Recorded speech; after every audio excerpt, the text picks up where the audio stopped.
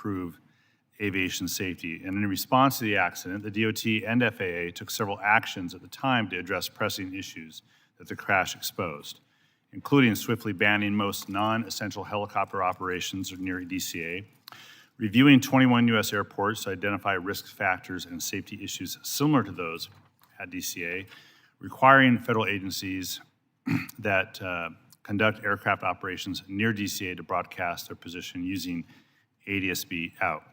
Hard questions yet remain and still have yet to be asked, but I look forward to hearing how FAA is developing the new policies, bolstering safety redundancies, and preparing for the NTSB's final report and recommendations, and evaluating any systemic issues beyond the purview of the NTSB investigation. I'm committed to this effort and working with Chair Graves and Chair Nels and Ranking Member Carson and this committee to fully address the NTSB recommendations and hold the FAA accountable to those recommendations. Now, the aftermath of the accident also put a spotlight on the aging air traffic control system, or ATC system. Modernizing the nation's ATC system is long overdue. Last year, the GAO found that of FAA's 138 systems, 105 are unsustainable or potentially unsustainable.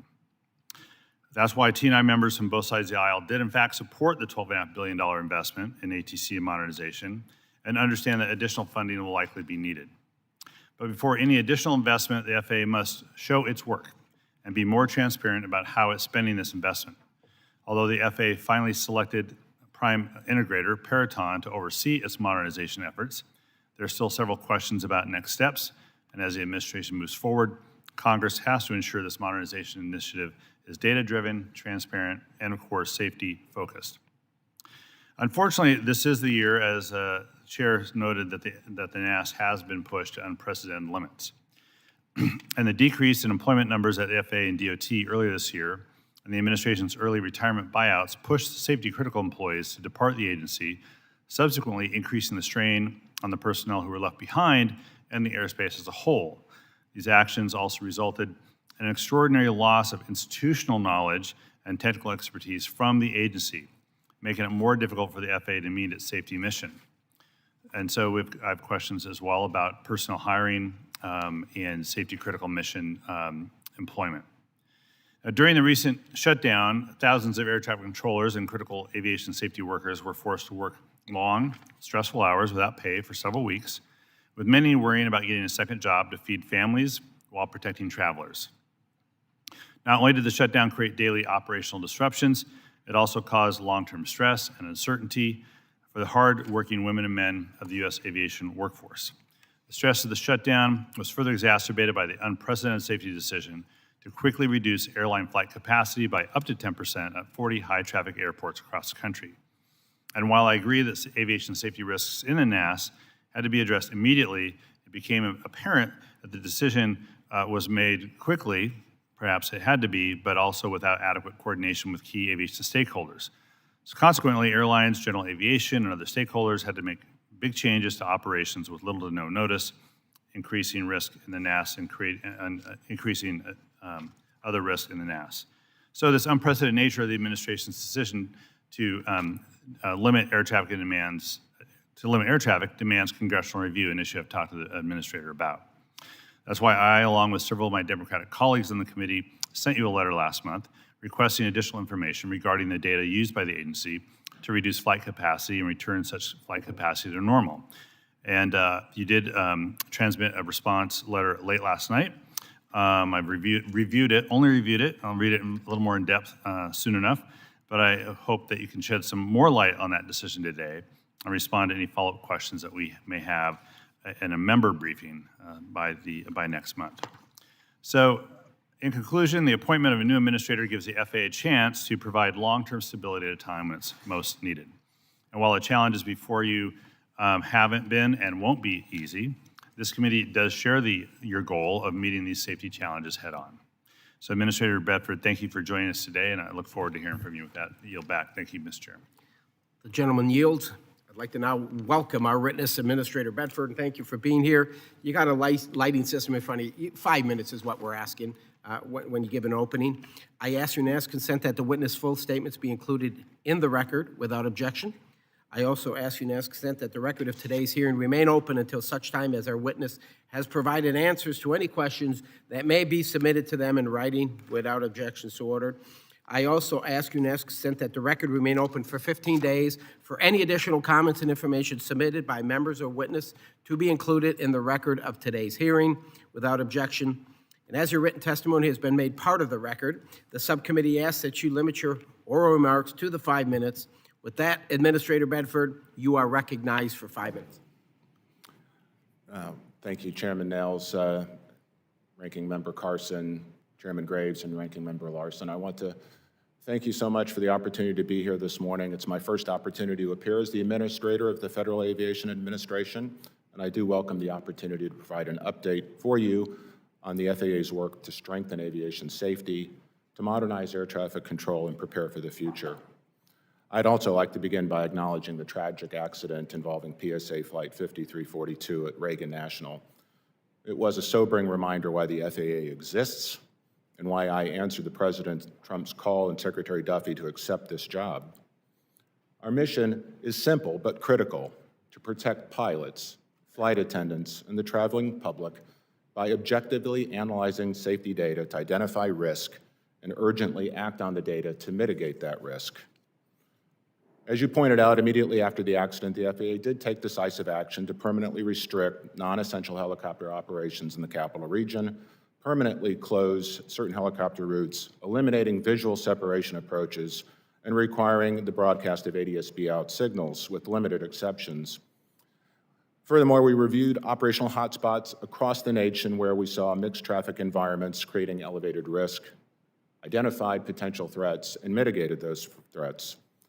With continued support of the National Transportation Safety Board's investigations, we work with them on the recent UPS MD-11 accident. These investigations reinforce the importance of constant vigilance and a willingness to re-examine our processes, our assumptions, and our oversight. The FAA remains closely engaged in overseeing how Boeing manages design, manufacturing, and quality across its programs, including its production system. I have confidence in the FAA's workforce performing this oversight, many of whom continue to carry out critical safety work during the recent government shutdown. The shutdown placed extraordinary strain on the FAA and its people: air traffic controllers, safety inspectors, technicians, engineers, and many others who continued to report to work without pay during the 43-day lapse in appropriations. I sincerely appreciate their professionalism and dedication to our safety mission. But let me be clear, well before the shutdown, the FAA was already struggling with the shortage of qualified controllers. The shutdown exacerbated those challenges. Staffing triggers reached unprecedented levels, rising from mere single digits prior to the lapse to more than 80 in a single day. Applying the hard lessons learned from the DCA accident, the FAA safety team identified controller workload and system demand as emerging risk factors. As a response to this increased risk, we temporarily reduced flight operations at 40 high-traffic airports. The connection between controller workload, system demand, and operational risks was unmistakable. It reinforced the need for the FAA to act decisively when the data demands it, and underscored the importance of stable controller funding. Hiring and retaining a strong workforce remains essential to FAA's safety mission.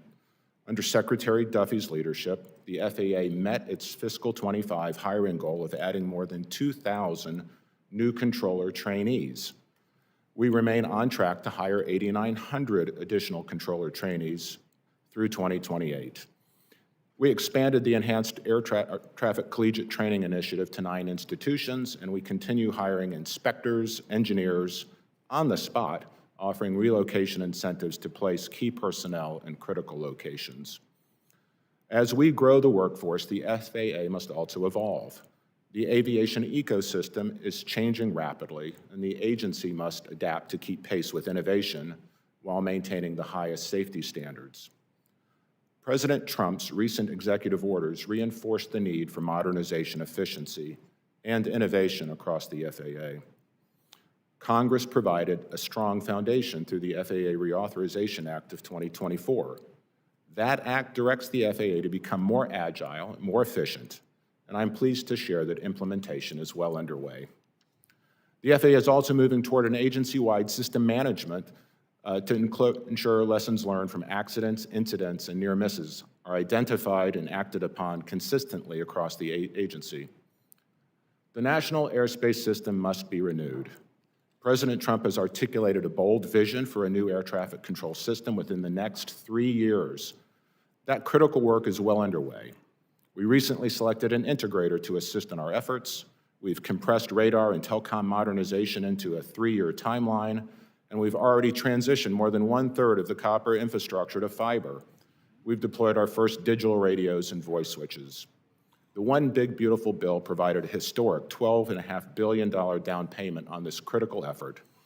The DCA tragedy and the government shutdown were defining moments for the FAA this year. They exposed vulnerabilities, but they also drove action and sharpened our focus. Today, the FAA is more proactive and more determined than ever to fulfill its safety mission. We owe the American people a system that is safe, modern, resilient, and built for the future. That's the course that we're on, and with continued support of this committee, we will achieve it. Thank you, and I look forward to your questions. Thank you, Administrator Bedford, for your testimony. We will now turn to questions from the panel. I'll recognize myself for 5 minutes. Administrator Bedford, the National Defense Authorization Act, or NDAA, of 2026 includes Section 373, which in my opinion does not improve safety in the D.C. metropolitan airspace and instead maintains similar operational exceptions that existed at the time of the tragic mid-air collision over the Potomac that claimed 67 innocent lives just 11 months ago. And as written, this provision effectively gives the military very broad discretion to operate under concurrent waiver authority without enhanced tracking or broadcast requirements that could prevent mid-air conflicts at the low altitudes. Administrator Bedford, are you familiar with this language? And if you are, do you envision any safety concerns that could arise if it's enacted as currently written? Well, thank you for the question, Chairman Nails. I'm told it's FAA policy not to comment on legislation while it's going through the process, and I will try to respect that. I will advise the committee that normally when language like this is discussed, it's customary to reach out to the FAA and ask for a technical consult or some form of technical advisory. I can tell you that did not happen in this case. We learned of Section 373 essentially when everybody else did last week. But let me be clear, regardless of what, let me say this, let me be clear that our intent is not to go back to where we were prior to January the 29th. As long as I'm administrator, and I believe it's true as long as Secretary Duffy is Secretary of Transportation, we are not going to go back into a position of less safe airspace environment. We will monitor the airspace with vigilance and with safety first. Well, I'll put, simply put for me, I do not believe that the military should be conducting any classified training missions or check rides up and down the Potomac River in one of the most congested Class B airspaces in the country. I don't agree. Administrator Bedford, given last week's announcement that Peraton will serve as the prime integrator responsible for overseeing the administration's air traffic control modernization plan, what distinct role do you envision Peraton will be playing, and what guardrails do you have in place to ensure that they are being held accountable to the deadlines and efficiency metrics? Well, again, thank you for that question. I think it's on everybody's mind on this committee and frankly within the administration that modernization not turn into another next-gen boondoggle. We need to make sure that modernization gets done on time, and achieves the results that we've set before this committee, which is to deploy new technology within the next 3 years. That's off-the-shelf technology, not some new technology that may or may not be created over the next several years. So Peraton's mission is to assist the FAA and then frankly to lead us in thinking about how to execute modernization when we get to what I think are extremely challenging issues for us. That is migrating from traditional TDMI analog systems into voice over internet protocol, digital architectures. These are not competencies that the FAA has internally. We need assistance from people who've done this before. Peraton brings us that experience. Fair enough. you mentioned to it, you talk about the one big beautiful bill, the $12.5 billion, the down payment. You know, it's it's laid out there. It's right on this sheet here. It says $4.75 billion for telecommunications, $3 billion radar replacement, $500 million runway safety technology, another $80 million for automated weather observation. I mean, it's all laid out there. $1 billion for the potential with TRACONs, another $100 million for ARTSIs. How do you feel that is going? I mean, where are we at with the 12.5? I mean, how much have we spent? I mean, how are we doing with the 12.5?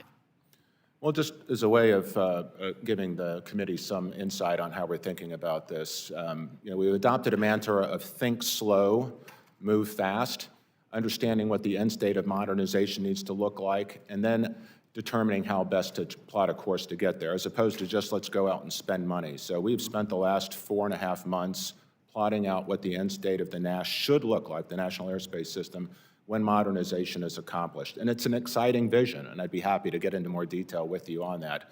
But to directly answer your question, we've committed by the end of this year over $6 billion of the 12.5. That's on telecom infrastructure, new radar surveillance systems, all of which will be deployed over the next 2.5 years. I think that's a beautiful thing. When we pass this one big beautiful bill, I always talk about quarterly reports. So we pass this in July, and it says no later than 180 days after the date of enactment of this act, and every 90 days after, the administrator of the FAA shall submit to Congress a report. So we're talking sometime in January of 2026. Are you prepared? Are you going to be able to come up and submit a report that says, hey, this is where the 12.5 is being spent and fulfill your commitment here by law? Absolutely. We're good? All right. With that, Mr. Carson, I yield to you, sir. Thank you, Administrator Bedford. Thank you, good Chairman. Mr. Administrator, after the very terrible mid-air collision this year of a military helicopter and a passenger plane, many of us serving on the subcommittee urged restrictions on military flights around DCA, particularly military training flights at the height of passenger traffic. We strongly warned against helicopters flying dark without transponders. The FAA's implementation of some of these recommendations was a step in the right direction. Thank you. At least until we receive the NTSB report in the coming months. Now, unfortunately, someone in the Senate didn't agree and inserted concerning provisions in the NDAA that passed last week, as you know. Mr. Administrator, will you commit to our committee, sir, that FAA will maintain the stronger safety measures put in place after the crash, sir? Thank you for that question, Ranking Member Carson. The accident at Reagan National on January 29th, I think, shook the FAA to its core. Safety is our foundational mission. It's what everybody in the agency is focused on. Every day, on every flight, that's the mission, to complete it safely. There were gaps that we now see. We can look in the rearview mirror and we can see the gaps that existed, things that tragically had to perfectly line up to enable that crash to occur. As rare as it is, the fact that it could happen at all is a hard lesson learned for the agency. Those gaps have been closed, and they will remain closed as long as I'm the administrator. Yes, sir. Secondly, sir, will you commit to us that you will use your authority to try and close military exemptions and loopholes that could increase the risk for another mid-air collision? Well, let me elaborate a little bit on that. The military has actually been great partners since the DCA accident. I mean, there's a lot of learning on both sides. And while I think we always strive for more transparency and more collaboration, some of this new muscle memory is a bit unnatural, but I will say that we've had great cooperation from the Pentagon in terms of how we've enabled new restrictions in the Capital Region airspace. So I would anticipate that to continue. We're in the process of renegotiating our memorandum of agreement in terms of how we continue to operate with those restrictions in the Capital Region, and I expect that to continue. Yes, sir. Mr. Administrator, the administration opened the now defunct DOGE office to allegedly cut waste and fraud, but instead, very important staffing and grant funding was targeted. Improving airport operations improves aviation safety. I think we can all agree. One example was the very short-sighted cancellation of funding to improve the solar farm at the Indianapolis International Airport. This facility is the largest of its kind, very remarkable, and has enjoyed bipartisan support since its first opened because it improves the operational efficiency of the airport's grid and lowers costs, which benefits passengers and industry. Mr. Administrator, will you please, sir, provide the subcommittee with a full list of FAA grants that were terminated or not dispersed? And secondly, please provide the rationale, sir, for the terminations and whether these decisions can be reviewed for the restoration of funding in the future. Well, thank you for the question. I've got the team back here taking notes, so they'll be happy to revert back to you with any answers I'm unable to provide. It's my understanding that whenever there's a change in administration, it's customary for the incoming administration to evaluate the priorities of the prior administration. I believe that happened. That is something that's been consistent, in many of the past changes that we've seen. And not unlike previous changes, this administration has a different view of solar and wind and alternative energy projects. So while these decisions were taken prior to my installation as administrator, my understanding is that all of the funding programs went sort of through a reevaluation. And more likely than not, that's the reason that the Indianapolis program was terminated. But I'm happy to provide you with a reconciliation of other programs that might have been terminated. That would be a big help. Thank you, sir. I yield back, Chairman. The gentleman yields. I now recognize Mr. Burchett. Thank you, Mr. Chairman. What specific actions has the FAA taken to fully implement the President's directive for non-discriminatory merit-based hiring across all positions? Well, simply put, sir, the goal today is to hire the best people, give them the best training and the best tools, and expect the best results. I like to say put the best player in, coach. So I appreciate that. Does the administration plan to alter minimum pilot crew requirements in response to increased automation? There are no plans today, sir, that I'm aware of to alter the minimum crew complement. Good. How are you going to ensure that hardworking Americans don't lose well-paying aviation jobs? Well, sir, I can tell you President Trump's executive orders lay out a fantastic opportunity for innovation in the aviation space, whether that's unleashing drone dominance, reasserting supersonic air travel potential, or advanced air mobility through our EIPP programs. I mean, we have a wonderful opportunity to onshore innovative technologies. And frankly, these are technologies that were, in fact, invented here, but we have to create a regulatory architecture that will enable them to deploy cost-effectively and maintain safety within the national airspace system. Yeah. What I'm afraid with these executive orders, though, maybe not so much in this committee, but some of the others, I've seen Congress is pretty gutless to codify those. We've got about 20 or so that are in bill form that won't even receive a peep because we don't have the guts to do what President Trump has really been given a mandate to do. Will automation eliminate cargo carrier pilot jobs? I'm sorry? I said, will automation eliminate cargo carrier pilot jobs? I don't think automation will eliminate jobs. I think automation will increase opportunity, especially if we think about delivery service convenience to small communities or even within cities. We're today using drone deployment in the Dallas-Fort Worth area. We have almost 2,000 drone operations today doing small package delivery, medicines, things that are making it more convenient for consumers to get vital, medications that they need. These are not taking jobs away. These are simply adding more convenience for American consumers. Thank you. It seems crazy to me that the U.S. has more relaxed requirements for foreign repair stations than at home. Should countries like China have stricter inspection requirements? Well, I understand the concern over foreign inspection repair services. I think our answer to that should be more workforce development, because what we're struggling with here, sir, is a difficulty developing maintenance technicians and encouraging that profession. There's, I think, a strong desire for American aviation to have that ecosystem here in the United States than it is to seek. I agree with you. I think it's these education snobs that have told America that we're not going to do these things anymore. And I mean, honestly, you're not going to send a clogged toilet to Mexico. We got to have folks here. I have a degree in technological and adult education. We'd call that shop back in the day. But everybody I graduated with has a job, is training people in the trades, and it's just These are wonderful, high-paying jobs, and we need more of them here. I think maybe we need to get out of some of these skyboxes at these ball games and start, and as legislators, and start figuring out what the heck's going wrong in the system.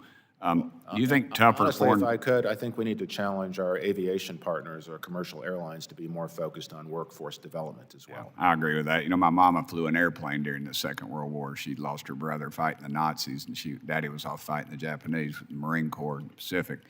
And, you know, she's a 17-year-old little girl, didn't have electricity till she's a senior in high school. She's flying a dadgum airplane. When I was 17, I was trying to figure out how to turn on a microwave oven, you know? So I appreciate that. Would tougher foreign requirements bring back maintenance work to U.S. shops and help protect American jobs? I'm not sure I heard that. Would tougher foreign requirements bring back maintenance work to the U.S. shops and help protect American jobs? So our surveillance is actually on the airlines themselves. So our requirement is wherever they source maintenance, it has to meet our technical specifications and our maintenance oversight. So our accountability resides with the commercial airlines who are making those decisions. But again, I do believe if we could build out better infrastructure here, our commercial airline users would take advantage of it. Is the administration providing regulatory relief to domestic repair stations? I apologize. I'm having a very difficult time over there. I'm sorry, it's my accent. I'm from East Tennessee. It's the only place in America where people don't speak with an accent, so I forgive you for that. Thank you for the laughter. Is the administration providing regulatory relief to domestic repair stations? I'm not aware of the answer to that, sir. Thank you, Mr. Chairman. I went over. I apologize. Thank you, brother. You bet. Gentleman yields. I now recognize the ranking member, Mr. Larson. Thank you, Mr. Chair. First off, Administrator, I mentioned this to you last night. I just wanted to have you give me an update on the status of the Notice of Funding Opportunity for Aviation Workforce Development Grants. The administration has yet to issue NOFOs for these 2025 grants. Representative Strickland and I wrote a letter to you all about this. Do you have an update for me? Yes, sir. I do think this is an area where we're a little tardy. We need to pick up our tempo on how to get these NOFOs out and funded. Like I was referring to Ranking Member Carson's question, anytime we have a change in administration, it's normal to sort of recalibrate what the conditionality of different grant programs are. We did go through that recalibration, as I understand it, and are now getting the NOFOs out with the intention to fund them as quickly as possible. Well, we'll push you on that, continue to push you on that. And even though Mr. Burchett's left, these particular grants are being used to great effect in my district at repair stations to train the next generation workforce. So please do that. On the next question I have, and I'm just going to run through these quickly. So it's my understanding the FAA and TSA, sorry, this is on BV loss now, sorry, let's change the subject. On FAA and TSA, that you've planned to issue separate BV loss rules. Can you confirm that the FAA and TSA are still going to do that and give us an updated timeline for the FAA's review of comments for its BV loss rule? Yes, thank you for the question on BV loss. I think this is an exciting time in aviation. We've created an ecosystem where we can have drone operations work safely within the NAS. Deconflicted from the start. We have worked hard across, our government institutions with the TSA in particularly trying to find a compromise between unleashing drone dominance, but also making sure that we're maintaining the highest levels of drone safety. We received 3,000 comments back from our notice of proposed rulemaking. I think good comments. We're going to sit down with industry and have a session, I think in the next 2 weeks, where we're going to try to make sure that we can find a rule that meets everybody's needs, especially as it relates to certification of drones, and how those, going from sort of prescriptive criteria to more performance-based metrics. Again, we'd like to create a rule that allows the FAA to sort of monitor but not be the bottleneck in terms of how we unleash drone opportunities across the country. I can't speak for the TSA. There were certainly some fairly heavy comments that came back as it relates to the amount of training or security protocols that potential handlers of the boxes that might be. So you can imagine organizations like Walmart are concerned about how much training and security demands are there. But I'm hopeful, that we'll get a rule, both from us and the TSA, that will enable us to deploy drones across the country. On that point, I don't need a comment. I think I'm going to send you a letter regarding my concerns about the counter-UAS provisions in the DoD bill and how they run counter to our counter-UAS provisions that we have in our bipartisan tri-committee bill, and we'll get some, hopefully get some feedback from you on that. On air traffic control numbers, the number you gave us in the testimony, is that a net number over time? I'm presuming there will be people who are retiring as well as you're hiring, so is your 8,000 plus a net number, or is that a number of hires, but you haven't factored in the number of retirements? So as I said in my oral testimony, we've hired over 2,000 trainees this year, and the intent is to hire somewhere between 2,200 and 2,500 trainees in this fiscal year. And so the 8,900 is a total over 4 years. Of hirees, but how about, is that a net number of? Well, that's the challenge. We still see a lot of retirements. We see folks who, frankly can't take the pace of the work. We have a retention issue within our controller workforce. I think, whether this is the appropriate hearing to talk for it, I could spend quite a bit of time talking to you about workforce development as it relates to controllers, how we train them and how we deploy them. And then finally, thanks for your letter. We're going to review that letter with regards to the flight capacity reductions. I do think we may have to have a separate time to walk through both the decision-making process you went through, and I understand the urgency of the moment. But are there lessons that we've learned from doing that in the event something like this, maybe a shutdown, maybe something more tragic happens in the airspace in the future, about how the FAA will go forward in looking at flight capacity reductions in the event of some external factor that forces that. And I think that's probably a lot what we're looking for in terms of the letter, some lessons learned and where we can go from there. And so your letter's a good, I think, basis to start to get the answers, but probably not where I certainly wanted you to go. So we'll need some follow-up on that in the future. Yes, I'd like to applaud the safety professionals at the FAA. They did good work bringing this forward. It was not a popular decision. There are clearly lessons learned where I think we can be even more proactive than how we responded to this threat. Thank you, and I want to thank the chairman for his focus as well on modernization oversight, and we look forward to that as well. Thank you. Thank you, sir. I now recognize Mr. Stauber. 5 minutes. Thank you.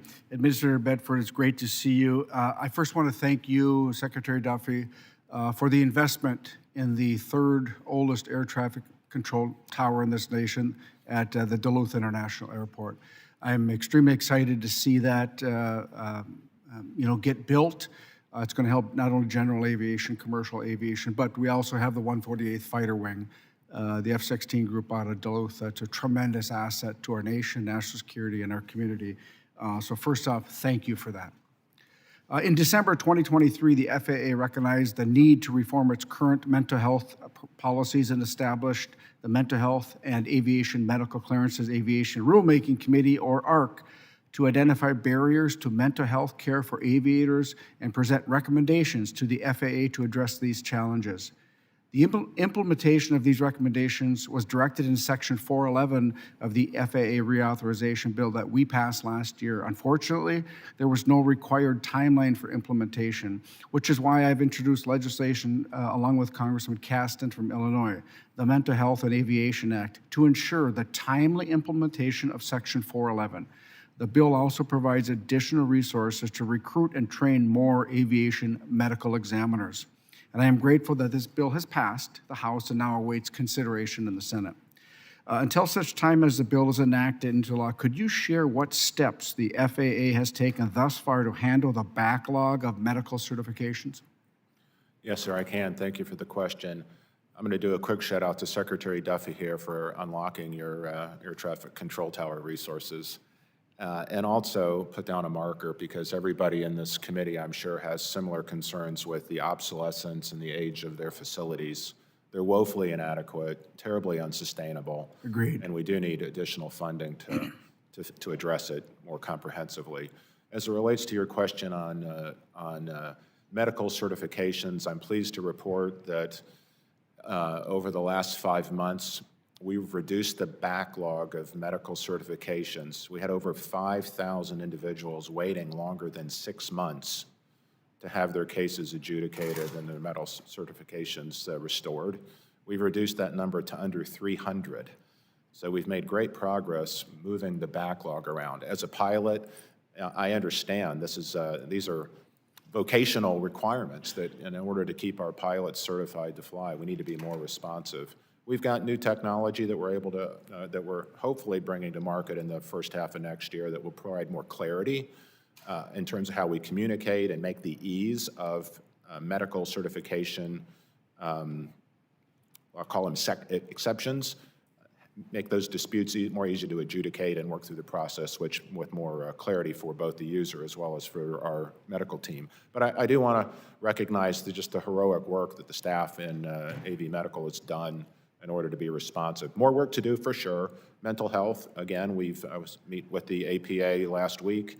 I think they're pleased at the progress we're making in terms of identifying medications that can now be used without creating stigma. That's extremely important, because we know that 1 in 4 of us as adults are going to experience a mental health crisis in our life.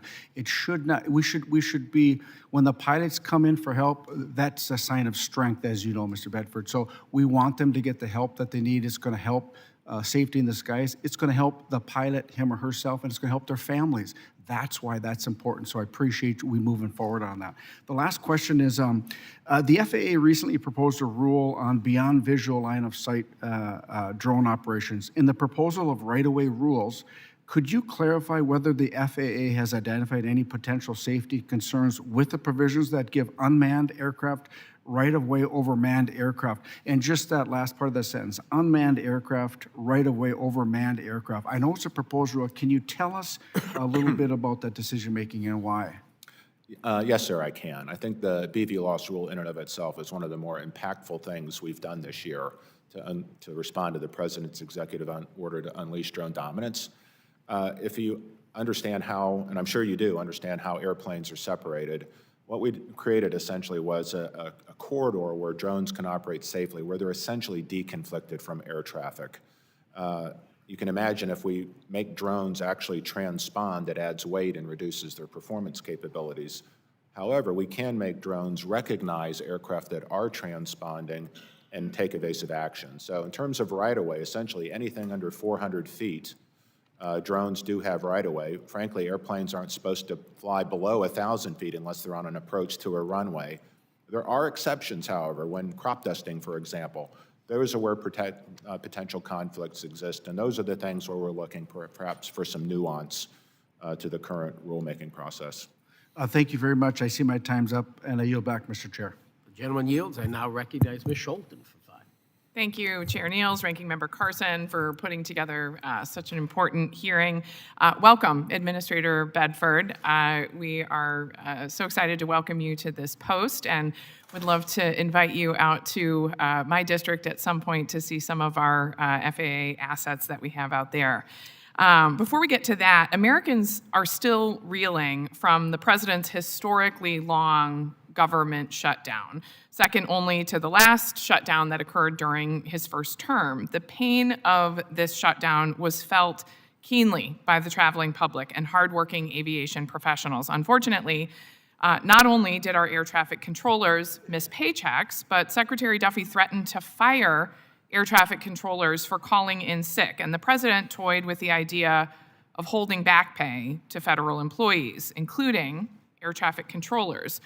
We all know that we have to boost air traffic controller recruitment to right-size the workforce. But I'm concerned about how poor morale will hinder these efforts. And I'm wondering how you might continue to work with this committee to ensure that towers are properly staffed. I have a very specific question for you. I'm not asking you to opine directly on whether those actions were right or wrong by the Secretary or the President, but do you have concerns about how Secretary Duffy or President Trump's comments might impact air traffic controller recruitment efforts specifically? Well, thank you for the question. And without opining one way or the other, I can tell you that the FAA will work better if government continues to be funded. So if I could encourage you did ask my opinion, so I'll share it. If you ask me, the default position for if you don't like the current budget should be the current budget just continues, right? And we can. And I agree with that, but specifically, I'm asking whether you think the threats from Secretary Duffy or the President will impact the FAA's ability to recruit and have impact on the morale of air traffic controllers. So as I said in my opening remarks, the FAA was shorthanded prior to the lapse in funding. No one can argue that the lapse in funding was anything other than painful for those federal workers who were called to work without pay during what turned out to be the longest 6-week shutdown in history. I don't think anybody's happy about that, and nobody wants to see it happen again. But we do have an obligation to come to work. That is part of the obligation we take as federal workers. I work without pay for 6 months. Nobody enjoys that. Sorry, six weeks. Yeah. Felt like 6 months. And it's illegal for our controllers to have a job action. We saw 2 facilities at the very end of the lapse where we had ATZ 0 because none of the controllers showed up for work. So we do have to ask some tough questions about, was that a job action? If it was, it's just not, that's not tolerable. So I think there is an accountability. But overall, yes, culturally, it's difficult to get the kind of engagement that we want when we can't pay people to come to work. Absolutely, but specifically about the threats to fire people if they are sick. I mean, people get sick during a government shutdown, threatening to fire them and making people afraid, forcing them to potentially come to work when they're under the weather. Do you think that has an impact on morale? I think that's a mischaracterization of what the Secretary was referring to. When we see facilities that go ATZ 0 staffing, I think he specifically threatened to fire people if they did take sick time, and the President also threatened to withhold back pay. And the question here is whether you think that has an impact on morale. I've certainly heard from air traffic controllers directly that it has, and I'm curious if that's risen to your level. I know that you share our concerns about making sure we want to reach the appropriate levels of staffing. This is truly a matter of public safety. Yeah, so clearly the FAA culture needs a reset. And one of the ways we can do that is talk about how can we support our people, hire the right people, hire the best people, give them the best training, give them the best tools. And that's what we're focused on doing right now. We're moving into the future. I think it's bright. But look, we have to perform. As a management team and as leadership, we have to deliver on the vision. Absolutely, absolutely. And we're willing to work with you there on all fronts. I agree that government shutdowns are disastrous. We are going to work and do everything we can here to avoid them in the future, but we also ask for your partnership in doing everything we can to boost that morale and make sure that people feel safe in their workplace as well. Before we go, and my time is running out, I do want to reiterate our invitation to have you come out to the district. We have a wonderful air traffic control tower that is in desperate need of replacement. Gerald R. Ford International Airport would love to talk with you about making sure that we can keep this on track. It has been a number 1 and number 2 priority for the FAA. Can the FAA commit to providing GRR with prompt information so it can proceed with construction procurement about the status of the air traffic control tower there at GRR? I'm going to be perfectly honest with you. We need funding. We need more investment across the national airspace system. So you're not alone. I have family in Grand Rapids. My dad's family's from there. My mom's family's from there. Fantastic. I'd love to give Senator Peters his tower before he leaves. Yep. We need funding. If you can help us out on funding, we'll get it done. We do. Well, we invite you to Grand Rapids. We'll get Senator Peters out there as well. We can all get lunch. Thank you. Thank you so much for what you do in your service to this country. Thank you, ma'am. Yeah, thank you. And Yield for back. the record, a Republican on the Senate side wanted to pay the ATCs, pay all the air traffic controllers, pay all the federal employees, and it was rejected by the Democrats, just for the record. I now recognize Mr. Tracy for 5 minutes. Thank you, Mr. Chairman, and Administrator Bedford, thank you for being here today. I represent the Big First District of Kansas. Aviation is a critical industry in my state with roughly 100 general aviation airports, several commercial and regional airports, and a huge footprint in aviation and aerospace manufacturing, as you're well aware. The FAA Reauthorization Act that we passed included critical provisions to ensure that our aviation industries are able to improve services, bolster the workforce, and promote American innovation. And I'm grateful that we are well on our way to fixing the problems of the past FAA under your leadership. I really appreciate the progress that's been made and that we're wasting no time in getting to a better place. Just a handful of questions. As mentioned before, the aviation and aerospace industry is incredibly important to Kansas, and I want to ensure that we have a robust and technically skilled workforce for both the FAA and the industry. Can you provide an update on the agency's efforts to maintain and grow a strong technical workforce and provide safety oversight to an industry that is driving innovation and technology? Where are we at on workforce? Well, if I'm being perfectly honest, sir, I think we're behind. I think there's a lot more work that needs to be done, and frankly, work that can be done. We need to celebrate our community colleges across the country. We need to invest in them. We're doing that with our collegiate air traffic control training program. We're giving them the resources, automation technologies, simulation technologies, and they're going to be a critical partner in building the workforce of the future for us. And we need to do that with maintenance technical training, pilot dispatch training. I mean, there's so many things that we need to celebrate in getting our young people interested in careers in aviation.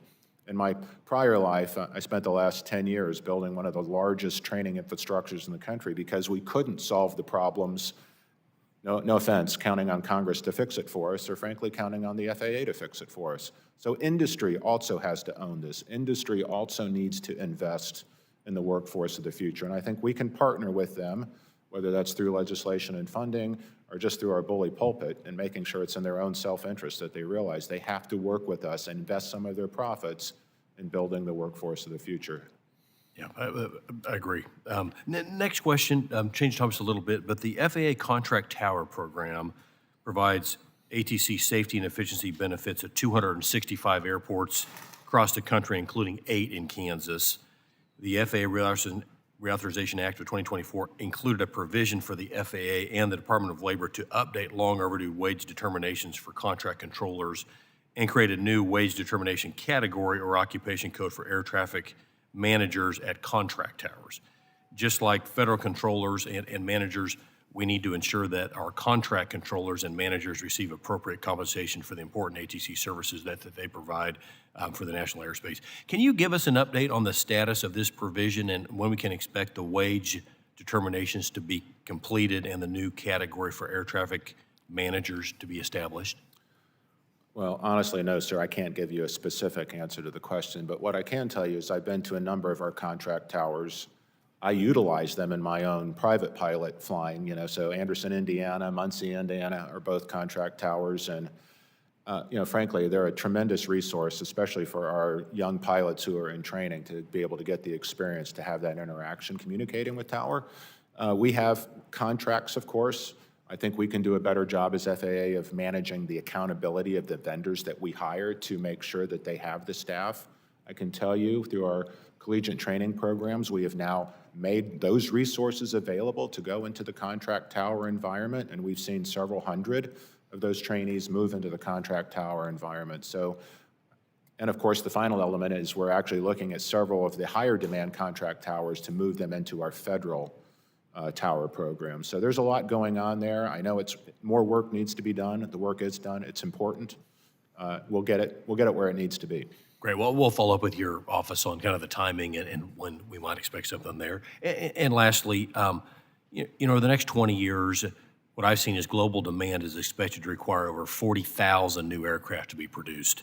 Can you talk a little bit about the importance for our economy in the U.S. and for safety in general for the industry to get these new aircraft into the hands of the airlines here and also around the world? Wow, that's a big question. I don't think I can answer that in 15 seconds. I'll tell you this. As an agency, we can do better helping manufacturing get where they need to be faster, more efficient, better design. We don't have to be a bottleneck in the process, but we need to collaborate more. And some people will hear collaboration and they'll think, oh, wait a second, the FAA is going to get in the back pocket of industry. That's not it at all. We need to lead industry to get to higher levels of quality and safety in the design process, as opposed to let them bring us things and then we tell them no.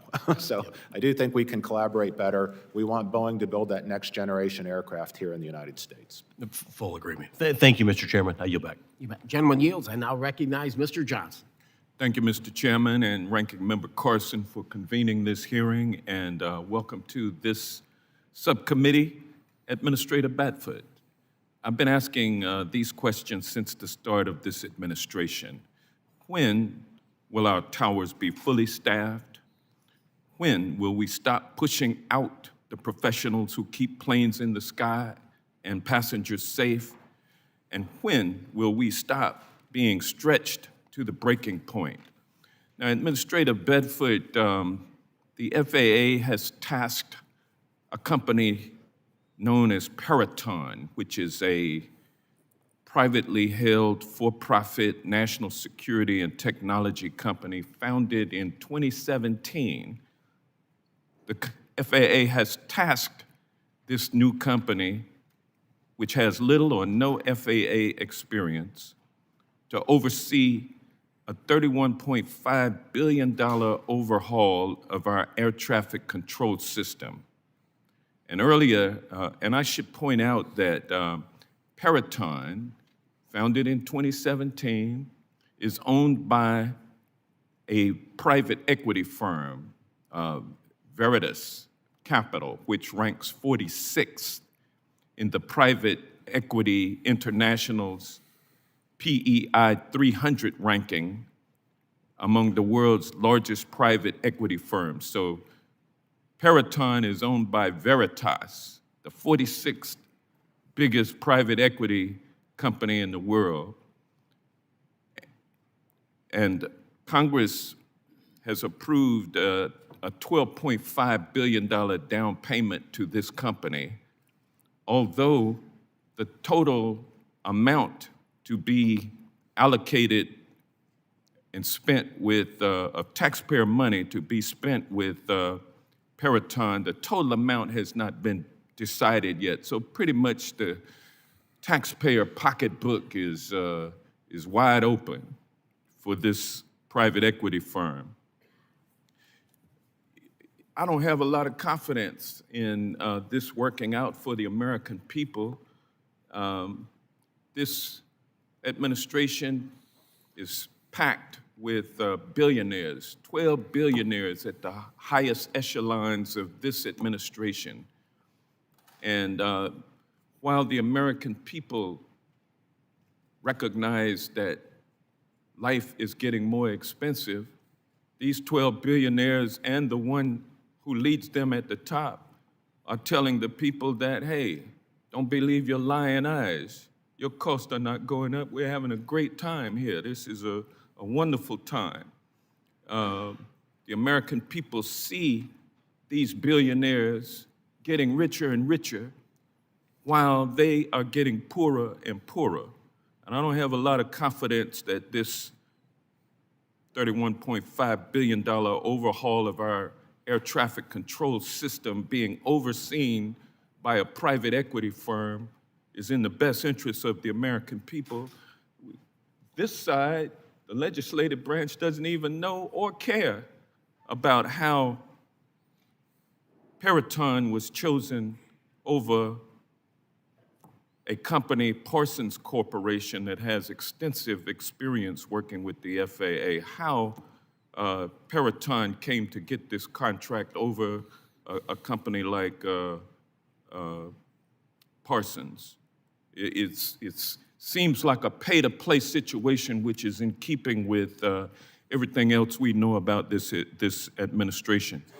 Given that air traffic controllers are already stretched thin and that technical failures earlier this year caused massive flight disruptions, how is the FAA ensuring that outsourcing this massive modernization project to a largely untested contractor will not put safety at risk, create further delays, or overburden your already overworked workforce?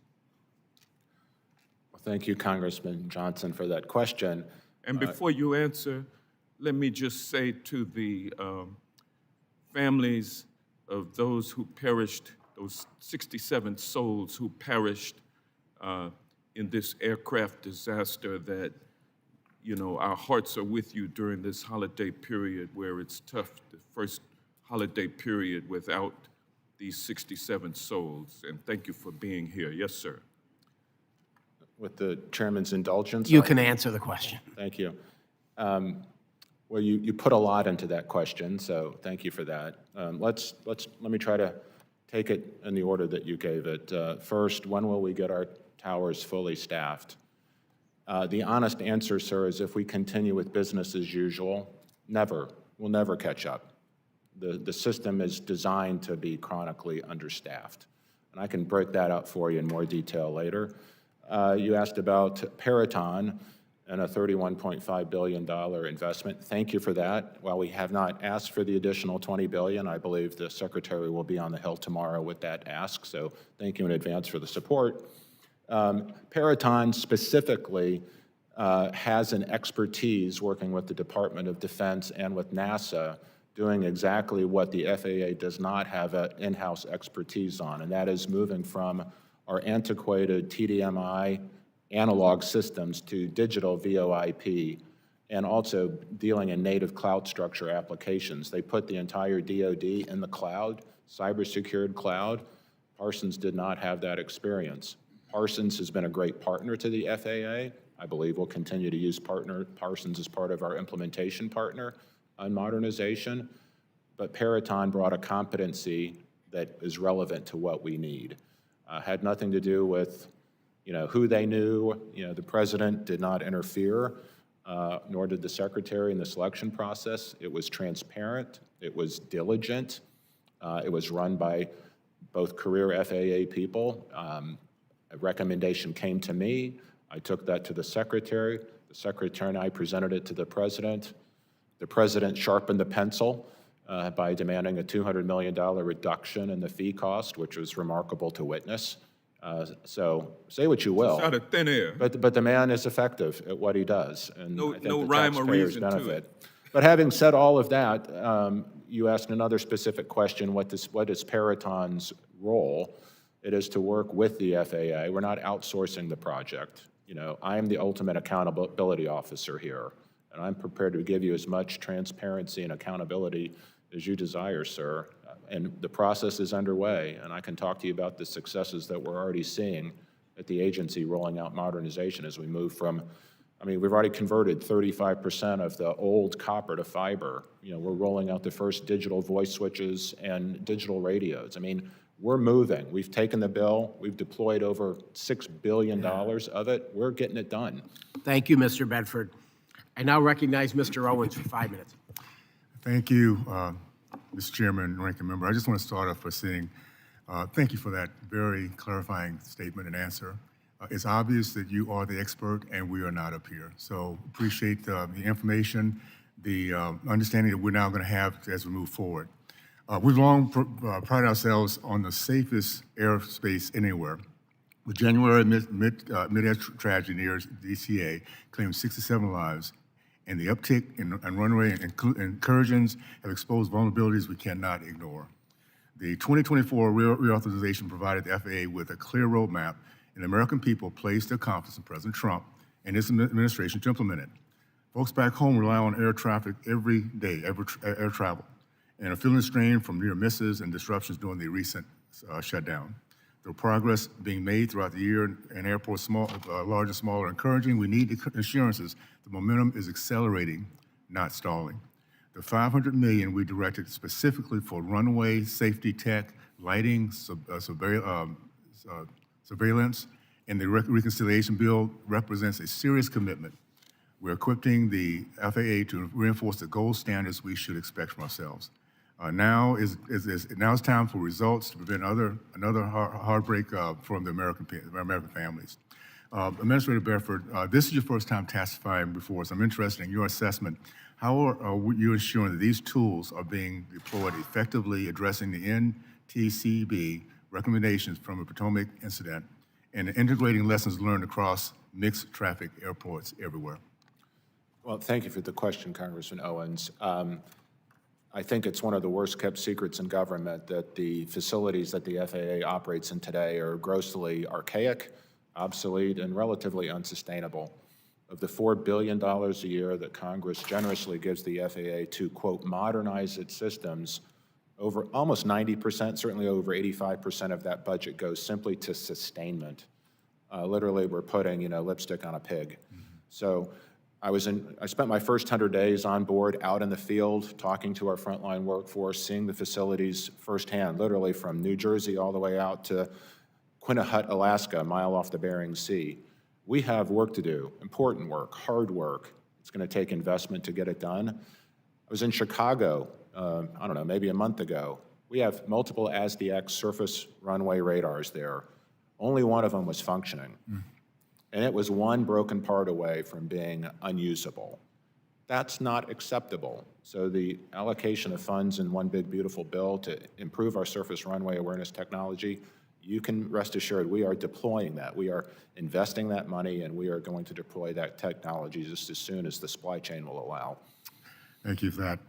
We appreciate your recent efforts to address our workforce needs across the aviation sector, particularly air traffic control. While such of the focus to date has been on bringing on new frontline controllers into the system, there have been limited discussions that we've heard so far about strengthening the pipeline of our air traffic supervisors and managers. With so many of the experienced leaders approaching retirement, can you share with us any plans the FAA has regarding addressing the workforce pipeline needs of the Air Force supervisors and managers? Well, so we're blessed to have a wonderful resource in Oklahoma City. Our campus, our academy campus out there is doing great work for us, but we can't allow it to be a bottleneck. We do need to increase the number of pipelines that are coming through to produce air traffic controllers. We now are up to 9. We've added 5 collegiate programs. We need to do more. And as we add those collegiate programs, we create feeder streams of potential new controllers that can go both to the contract tower program as well as to our federal towers. So we are doing that. But I will tell you, one of the first things that we spent doing is understanding as an agency how to think about big projects, how to think about the work that we do. And we implemented a process called Theory of Constraints with the entire leadership team, where we're looking for those critical bottlenecks and ways that we can alleviate them and improve the throughput. And that's really, everybody's focused on the input, but what we really need to focus on is the output. How are we getting more people, qualified people through training quicker and deployed in ways that are productive versus counterproductive? So there are many bottlenecks in the system. I promise you over the course of 2026, we're going to do our best to resolve those bottlenecks. Well, for those of us who are entrepreneurial-minded, thank you for your innovation. Thank you for thinking outside the box. It's so well needed here in this particular space, and Americans are going to really appreciate as we see that. I just want to close by extending a personal invitation for you to visit the Salt Lake City Airport, one of the premier airports in the country, the Gateway of the West. And we talked a little bit before, if you're into skiing, it's no time in Utah, so we'd love to have you come out and visit with us, okay? Yeah. Thank you for the invitation. Thank you, and I go back. Thank you. The gentleman yields. I now recognize Ms. Foshi for 5 minutes. Thank you, Mr. Chairman, and thank you, Administrator Bedford, for being with us today. It has been made tragically clear that the FAA is facing a dire shortage of air traffic controllers. It's been widely reported that more than 90% of U.S. airport towers are understaffed. Furthermore, the chaos of air travel during the recent government shutdown showed us just how important robust air traffic control staffing is. In my conversations with the National Air Traffic Controllers Association, they have expressed their difficulty in getting updates on FAA staffing levels from either the FAA or the administration. They emphasized to me that they can't know where they are in achieving full staffing without regular updates. Can you commit to us today to provide a timely update to us on FAA staffing levels? Well, thank you for that question. A couple of things here. First, Nick Daniels, the president of NACA, has my personal number. So if he needs information, I am available to him and the rest of the team at NACA. So I think we've got a good relationship. I'd like to see that continue. More collaboration will be better. We have some serious issues that we need to address within our collective bargaining agreement. Things that they, I think, want to address in terms of pay and benefits, and things that we need to address in terms of staffing efficiencies and training. So there's a lot of work to do there. There's no magic fix for the challenges that we face on controller staffing. So we need to be intelligent about how we go about it. We need to be collaborative about how we go about it. But certainly, it's going to require a strong partnership between ourselves and the union to get it done. Thank you for that. Additionally, I have heard from pilots that the infrastructure in some control towers is so outdated and poorly functioning that they have had to call the air traffic controllers on a mobile phone from the tarmac for instruction. In what ways is the FAA investing in modernizing nationwide air traffic control technology and infrastructure to ensure the safety of those on the ground and in the air? Well, again, thank you for that. That, in a nutshell, is why I took the job. This gets to the heart of how we ended up with an accident like 5342. Infrastructure's inadequate. The systems are based on 1990s technology. And I don't mean just the phone system or the data system, just the architecture of the system that we have. It's woefully inadequate for the needs of the 21st century. We have a great plan to modernize, and I'd be happy to get into as much detail on that as you'd like in terms of where we're at with telecom, digital to analog, analog to digital conversions, getting deployment of the technology in the field. But even after we fully utilize this initial $12.5 billion down payment, there are still going to be fundamental problems with the architecture of the system that need to be addressed in this second level of funding. So the future, if we were to stop, would be a more reliable but still inefficient national airspace system. If we want both exceptional reliability and exceptional efficiency and safety, we need that next tranche of investment to get that done. Agreed. And finally, Administrator Bedford, can you explain to us the heightened risks pilots, cabin crew, and passengers are exposed to when air traffic control towers are not sufficiently staffed? Well, thank you for the question. I know it sounds unnerving that there could be a situation where we don't have adequate staff or the technology is malfunctioned in a way that we lose contact with aircraft in the air. But there are numerous redundancies. We have numerous systems. So a tower is also supported by a TRACON generally.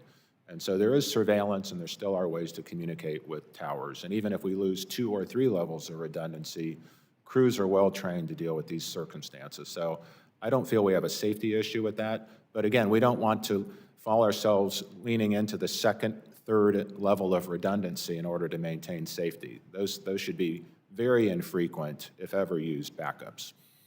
Thank you, Mr. Chair. I yield back. Gentlelady yields. I now recognize Mr. McDowell. Thank you, Mr. Chairman, and thank you, Administrator Bedford, for being with us today. We've discussed that staffing shortages are an issue, and while the exact number is debated, there's as many as 90% understaffing at towers, and so I want to know, or at least I want to talk a little bit about unmanned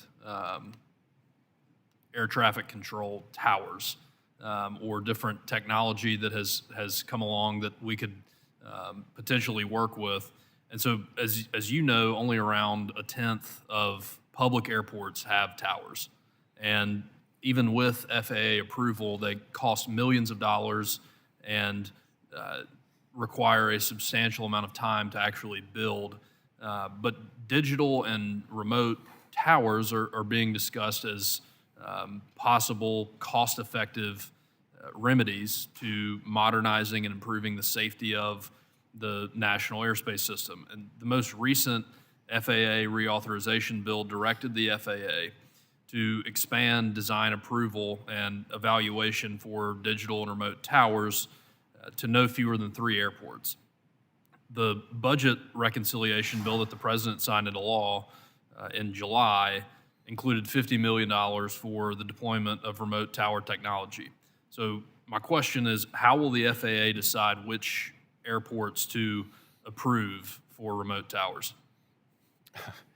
Well, thank you for your question, sir. I was at our tech tech center in New Jersey week before last, looking at the progress that we're making in terms of certifying this technology and preparing to deploy it. You may or may not be aware that we actually have this system being installed in Bartow, Florida, and a second system getting ready to deploy in Winter Haven, Florida.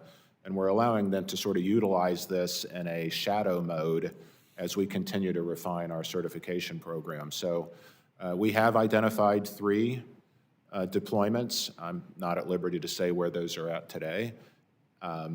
We do have a process by which the FAA, through their sort of, they have both a facility condition index program. I'm not going to tell you that science I've signed off on, but they do have it.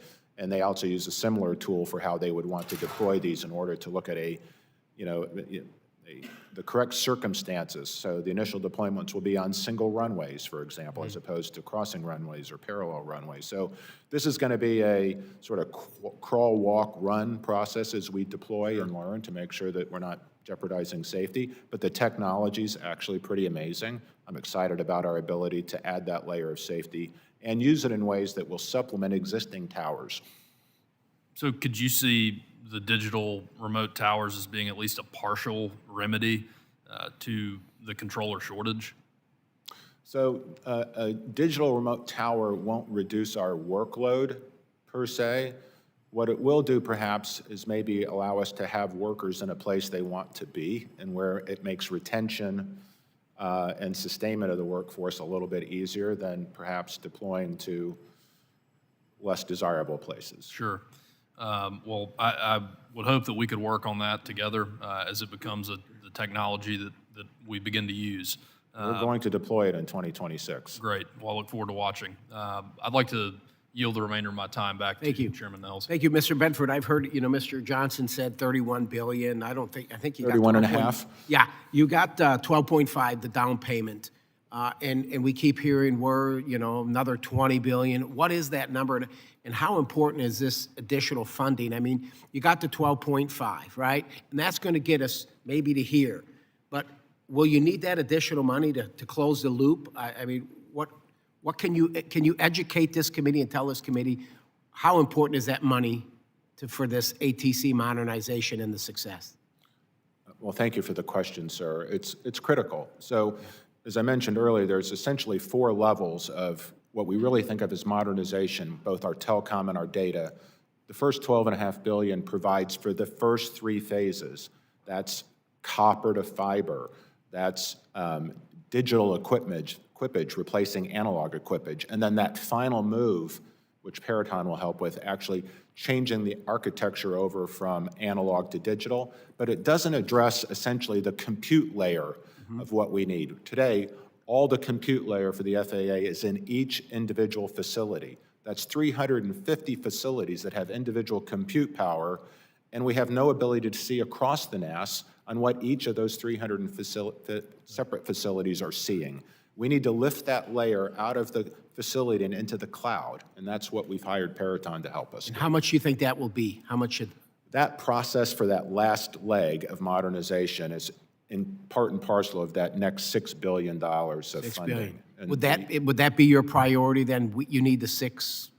Look, I'm going to tell you we need it all because the other 14 is essentially the properties and facilities that each member of the House has a stake in the game on. They're woefully inadequate. They're archaic. We're wasting $3.5 billion a year to sustain it. We might as well just fix it. Got it. Thank you. I now recognize Ms. Poe. Thank you, Mr. Chairman, and our ranking member, Carson. First, before I begin, first of all, thank you, Mr. Bedford, for being here.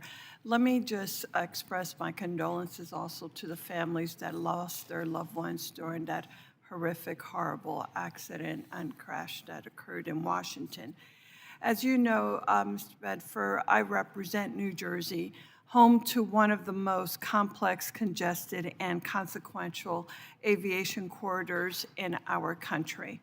When aviation fails in New Jersey, it doesn't just inconvenience our residents, it actually impacts our entire national airspace. For Teterboro and Newark airports, we are seeing chronic understaffing, forced overtime, fatigue, and burnout of air traffic controllers. These shortages across one of the most congested airspaces in the world is a catastrophe waiting to happen.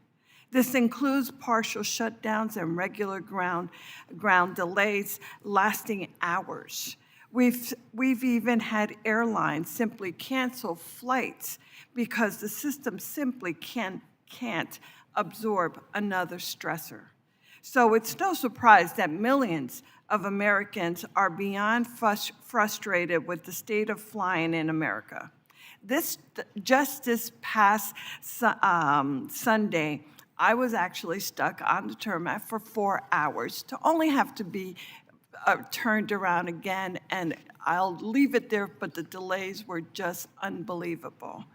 So, meanwhile, our Department of Transportation is focused on promoting airport gyms, posting clips of exercise contests.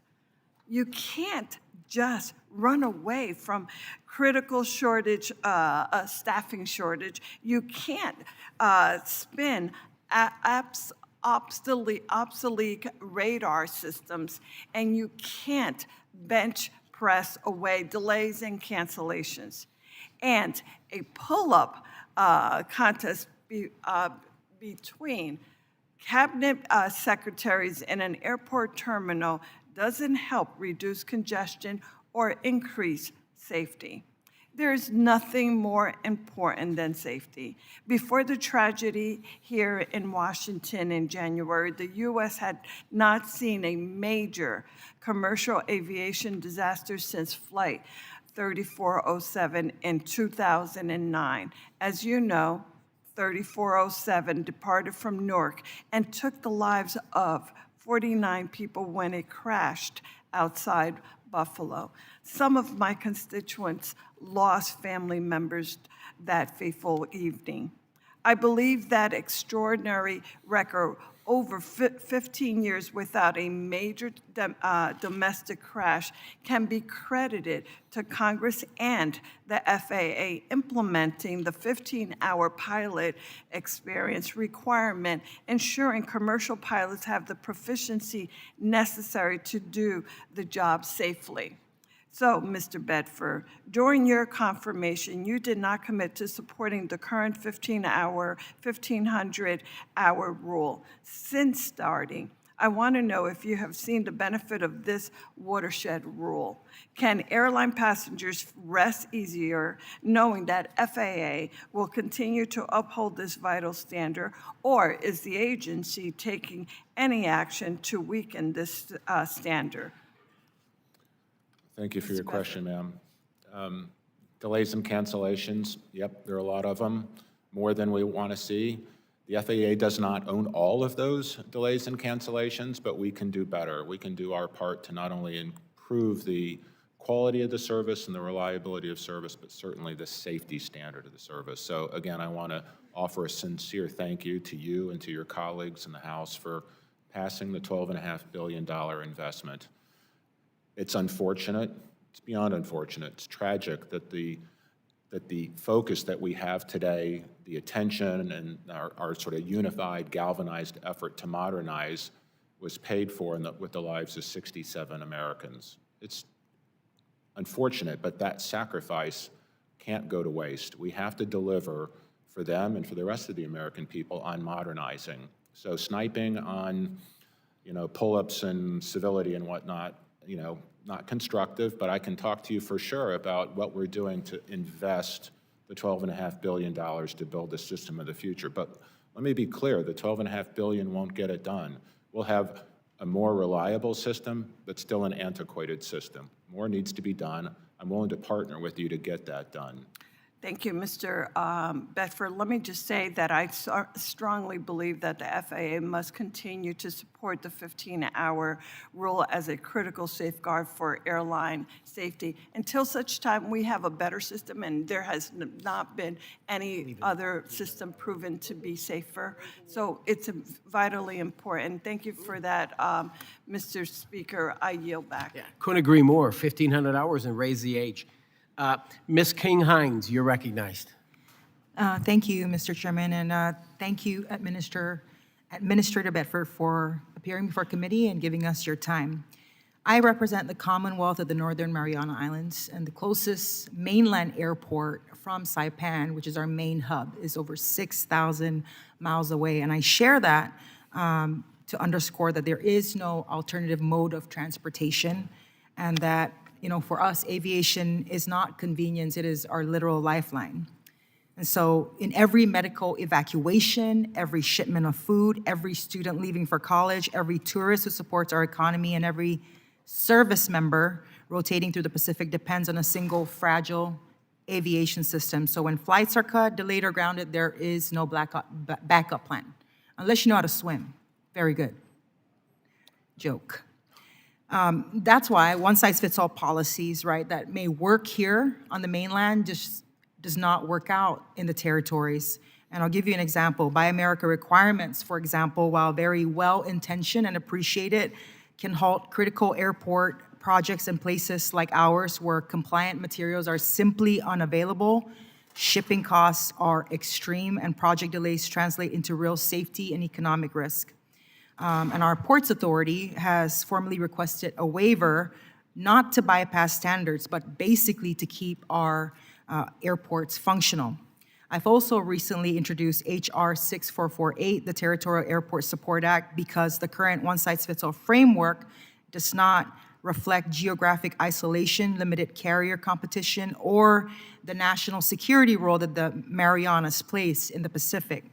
So today, I want to have a conversation about practicable solutions and how we can work together to maintain safety and accountability while recognizing the unique realities of places that suffer from the tyranny of distance, like the Marianas.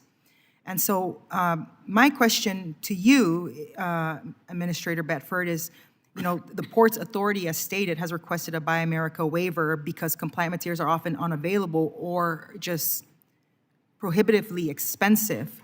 What flexibility does the FAA have to grant project-specific or geographic waivers for territories like ours so that we can move on with these projects? Well, thank you for your question, and I'm going to confess a little ignorance here. I don't know that Buy America issue's in my purview and the FAA wheelhouse or not. I'll certainly take that back to the Secretary and to the administration. I will tell you, in my first 100 days on board with the FAA, I made a dedicated effort to get out into the field, to visit with our frontline workforce, understand the challenges that they're facing, and also to understand the state of our equipment, our facilities, and our technology. In Alaska, I learned that the system that we use to monitor air traffic and manage traffic is different than the system that we use in the continental United States, and the same is true for Hawaii, Guam, your neck of the woods, Puerto Rico. So if you can imagine a state of air traffic that's actually more obsolete than what we're utilizing in the continental United States, it's where you live. And so here's an early opportunity, I think, rather than try to bring up our non-CONAS facilities to our current older state of technology to leapfrog. I think your neck of the woods could turn out to be a great testing opportunity for us to bring in, truly usher in the new, most modernized NAS. So trust me when I tell you, we're focused on where you're at and how we can meet those needs. And I thank you for that comment, and I encourage you to please come out and visit the Northern Mariana Islands because, we've recently, back in 2018, we were hit by a super typhoon that destroyed our airport traffic control tower, right? And because of some of these one-size-fits-all policies and requirements to be able to meet federal standard specs, these projects are being delayed, and it's taken some time to just get that air traffic control tower back and operational. I'm going to run out of time, so I just wanted to focus on my bill, HR 6448, which basically asks for some sort of a moratorium or reduce in rate with regards to the AIP, AIP matching requirements. We have one industry, which is tourism, and it has not recovered since the pandemic, and the ports are barely sustaining itself. And so I know that you're not supposed to be able to speak on these bills that are introduced before the floor, but I'm hoping that we could get some sort of support because we need our ports to be economically self-sustainable. Thank you for your time, and I encourage you to please come and visit the Northern Marianas. Thank you for the invitation. Gentlelady yields, and now recognize Ms. Gillen. Thank you, Mr. Chairman, and thank you, Ranking Member, and thank you, Administrator Bedford, for testifying before us today. And my deepest sympathies to the families who have lost loved ones who are here with us today. And Administrator, really, the timing of your visit is auspicious because today, in fact, is the 65th anniversary of what was, at the time, the deadliest crash in the history of commercial aviation. On December 16th in 1960, TWA Flight 266 collided with United Airlines Flight 826 over New York, leaving 134 people dead, and 13 of those were Long Islanders, which is the area that I represent.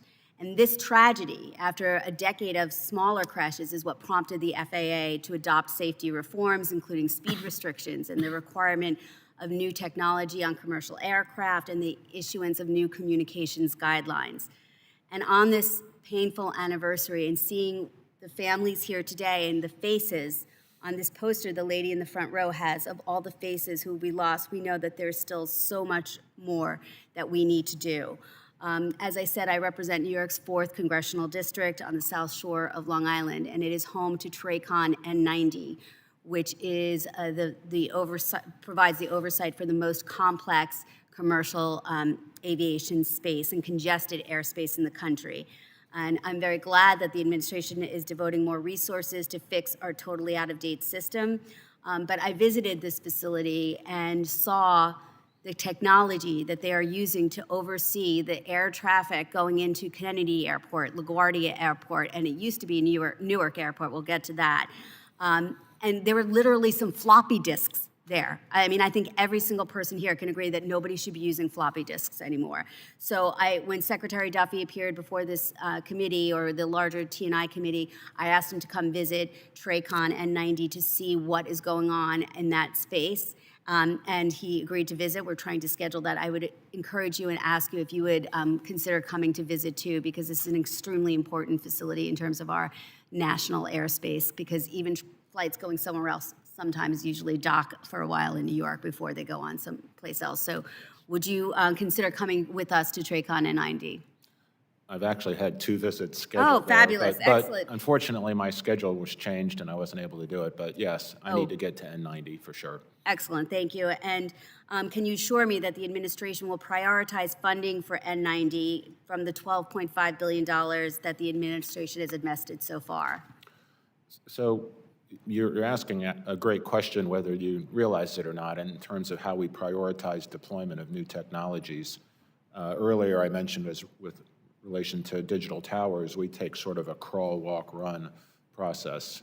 And I understand that. We want to make sure technologies are fail-safe before we deploy them in our largest facilities. But that can be a very lengthy time frame to work through that. And some of these technologies are frankly game changers for us, and we need to have a line of sight on how we can get them into our top 40 traffic markets. So, there's work going on in terms of how we can think about deployment and speeding these tools to market. We're going to need partnership with NACA to get that done, because sometimes, there's a little resistance on the workforce, teaching the old guys like me, new skills. It's hard, it's uncomfortable, but we need to get it done. Well, I talk to the folks from NATCA often, and I'm sure that we could have a broader discussion, and would love to be there when you visit N90 so you can see what's there and see what's needed. So we'll reach out to your staff. My team's going to take that away. Okay. So again, I spoke earlier about overseeing the most congested airspace. Unfortunately, in the prior administration, there was a decision made that they would take some of the air traffic controllers that oversee Newark Airport and move them to a remote location in Philadelphia instead of keeping them with the air traffic controllers who oversee Kennedy and LaGuardia. All of these planes are traveling in the same nexus, in the same area. There was a big outcry by NATCA and by the folks who work there talking about the risk to safety that this would pose if you had these Newark controllers down in Philadelphia. When I was there, there's still literally a space in the facility for the Newark people to come back. And over the summer, we saw twice Newark lost all communications with air traffic for 90 seconds, which could be fatal. The controllers in N90 told me if they had lost communication, they could have reached over and said to the people who oversee New York airspace, Kennedy and LaGuardia, and said, what do you see? What's going on? And they could communicate instead of having to pick up the phone and lose vital seconds that could save lives. I've asked Secretary Duffy to consider moving those controllers back. I believe you would have the support of the union in doing that. I believe it would make our skies safer. I was very grateful that after we had that conversation, the Department of Transportation Inspector General launched an investigation, and Mr. Chairman, I would like to enter this into the record. And I would encourage you to continue that discussion of moving those controllers back because I think it will make our skies safer. Yeah, without objection. Mr. Knott, you're recognized for 5 minutes. Thank you, Mr. Chairman. Mr. Bedford, thank you for being here. I do just as a broad level, I'm a little bit troubled that in this town, it seems like more funding is always the answer, right? And we're $38 trillion in debt. That'll soon hit $39 trillion of debt. And there's no attention given to the process, to the bureaucracy, to the lack of accountability for obviously the waste that we all know exists. And in your opinion, sir, in terms of the outdated technology that is obvious, we just heard my colleague talk about the use of floppy disks. I don't even know where you buy floppy disks. We've heard, obviously, a lot of testimony about the burdensome procurement processes that are in place, certainly the centralized air traffic controller education and recruitment process. What can we do to, in some ways, cut the leashes off of the administration, your department? How can we help you sort of make things more efficient on a broad level? Well, thank you, sir, for that question. $38 trillion in debt, $2 trillion a year budget. Yep. We have to be responsible to the taxpayers for the money that you give us. We have to be good stewards of those resources. In fact, we're rolling out new guiding principles, what we call our BEST principles. And the B stands for be good stewards of our resources. We're all taxpayers, so we want to make sure this investment, and that's what it is, this $12.5 billion you've given us, gets to where it needs to be the most effective. I will tell you, we're investing, I don't think it's an investment, but we're spending almost $4 billion a year just to, again, put perfume on the pig, just to keep things running. So that's my question. How can we help? What can we get out of your way so that you can employ professionals to identify those problems and fix them? That's outrageous. That's an outrageous lapse. Absolutely. On every level. You have provided those tools. You have provided the administrator unique statutory authorities to procure things outside of the federal bureaucracy. When I onboarded in July, I was handed a book, a 658-page procurement document for how we would roll out one big, beautiful bill. I threw it away. We started over. Think slow. Identify the end state.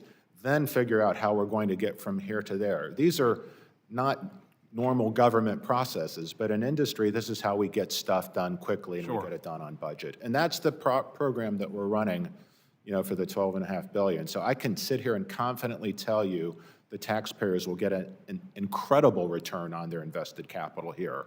But it's not the end state we want. That next tranche of funding is going to transform, I don't use that word lightly, it will transform our national airspace and make it the envy of the world. Well, we built the envy of the world without a centralized bureaucracy. And it seems from where I sit, sir, that sort of the bureaucratic systems that were written and implemented to prevent failure have all but enshrined failure.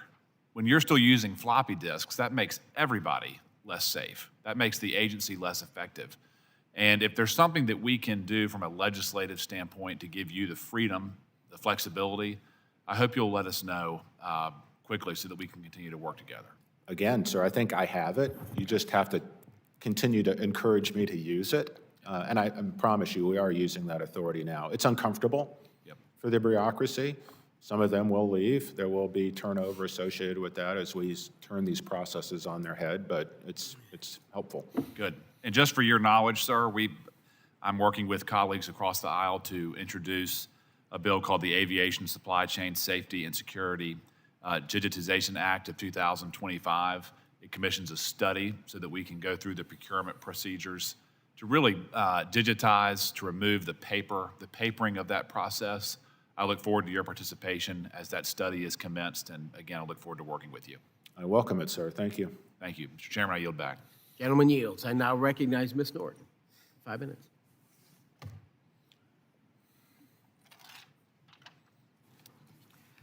I strongly oppose Section 373 in the Defense Authorization Bill.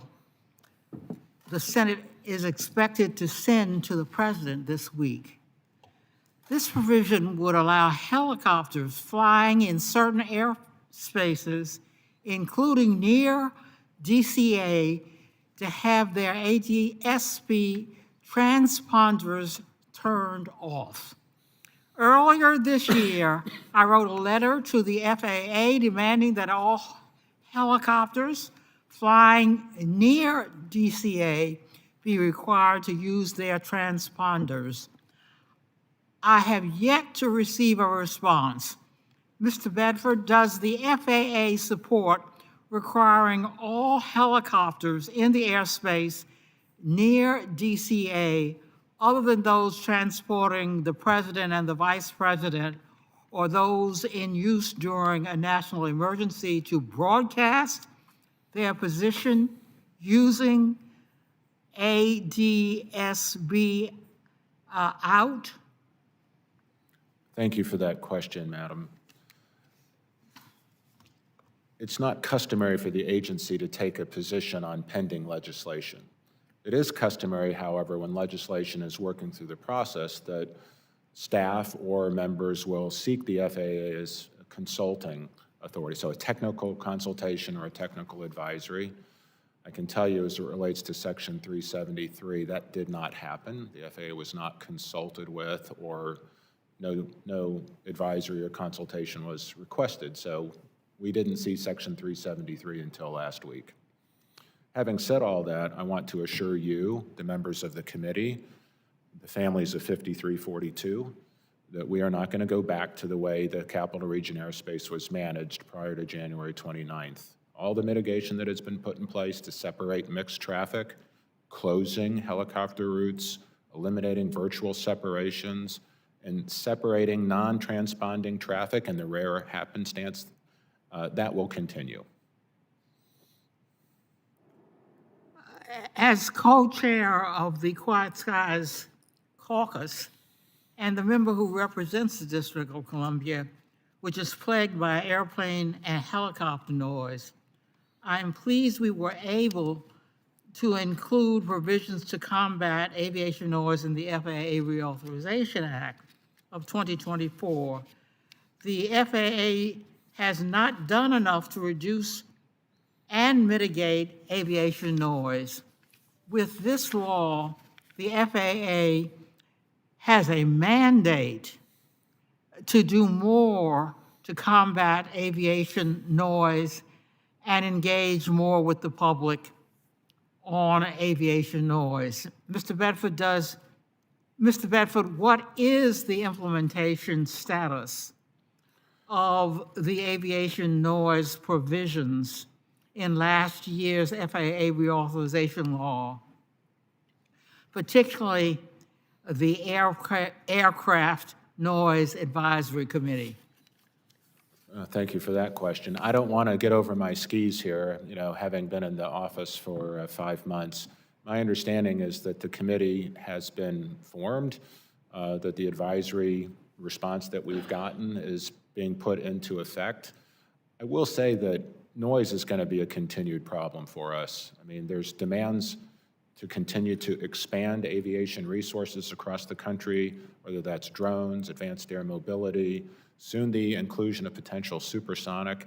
So we have natural conflicts in terms of the economy wanting to grow through airspace and the fact that people are moving closer and closer to airports. It creates some real challenges for us.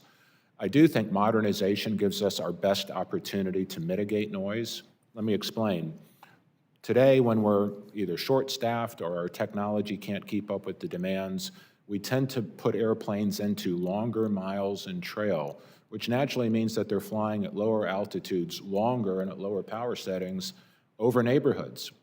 In a modernized system, we can actually find a precise point in time where that airplane at altitude will hit its arrival gate, and it can descend on a low power off or power idle descent, significantly reducing noise and also minimizing the amount of time and space they are over local neighborhoods. So I think modernization in and of itself will help us significantly reduce or abate noise, but it's always going to be a challenge, and I'm sure we're never going to be able to completely measure up to communities' expectations for noise mitigation. Gentlelady yields. I now recognize Mr. Vandrew. Thank you, Chairman. Thank you, Administrator, for being here. You know that we still have the greatest aviation system in the world, but we also know the truth. Other nations are advancing rapidly, modernizing faster, deploying faster, using new technology faster, and it demands our attention, and I know you're on it. The United States of America must not, we cannot, we will not fail, and I know you're on that as well. And that's why Congress, as you know, is very clear in the FAA Reauthorization Act, something that many of us, a few of us, were deeply involved with of 2024. The FAA must not only maintain safety, but has to be responsible for rapidly integrating new aircraft, new systems, new ideas, new technologies, all the things you've been talking about all morning. And it's got to be done. Passing the FAA bill was important, but it's a strong start, but it's not enough, and we need further implementation and strong oversight from you. And again, Section 206 of this bill created the Airspace Modernization Office to cut through red tape, to deliver results, and provide a clear framework to move beyond years of delay that we did have under what was a great promise, Next Gen. So the question I have for you to begin with is, when will the Airspace Modernization Office be formally announced, and when will it be fully operational? Well, thank you for the question, sir. And I want to give a shout out to a fellow by the name of Neil Cohen. I was able to convince Secretary Duffy to actually hire Neil before I actually went through my confirmation hearing. He's one of the smartest humans I've ever worked with, one of the best strategic thinkers, and he has embedded himself and he is the current acting lead of the Office of Modernization. So he's been on board since April of this year, and he is transforming how we go about the process of unlocking the potential for modernization. When do you think we'll see something that's tangible for folks like us? Say again, sir? When will we see something that is tangible that we can put our arms around for folks like us, Congress?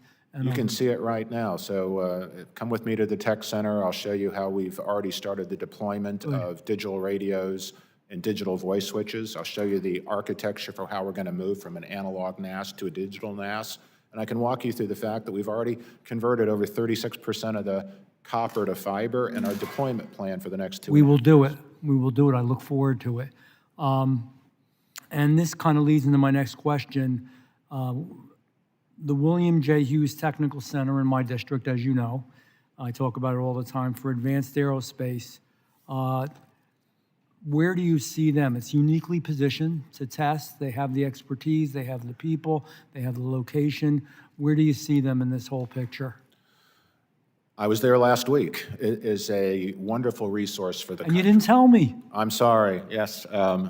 Great You great hurt team. my feelings. Great I would have team been out there. I apologize. I'm going back. All right. But the point of being out there last week was to sort of finish our inventory on what was left on the next gen shelf.